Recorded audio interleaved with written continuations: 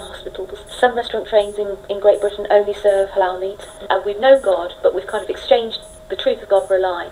We've approved the lie in the law, we practice the law, and we punish those who speak out against it. So it's a real Romans 1 picture. But somehow this ideology tolerates Islam. So we will have in our courts prayer rooms, quiet rooms, with the direction of Mecca actually fixed on the wall and prayer mats. These aren't Christian prayer rooms, they're Islamic prayer rooms.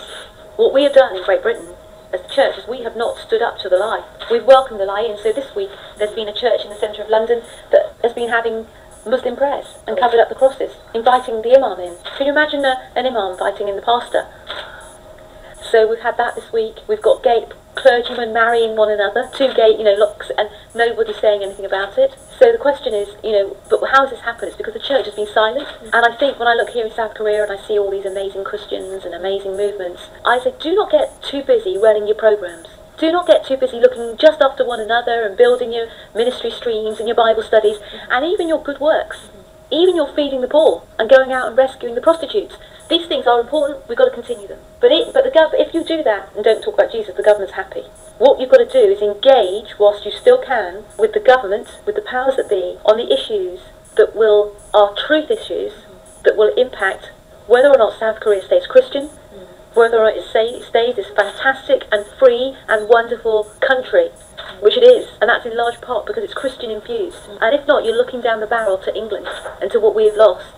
And it's because the Christians didn't speak. They were ashamed of Jesus. They were flabby. They were happy having their cups of coffee. Actually did not want to come into conflict with the world when the world was going to obliterate God's model for life, the protection of life, and the protection of family. And so my message, my very clear message and my very clear warning to the Christians of South Korea is find your voice in the public space. Jesus doesn't just deal with individuals, he deals with families, communities, and nations.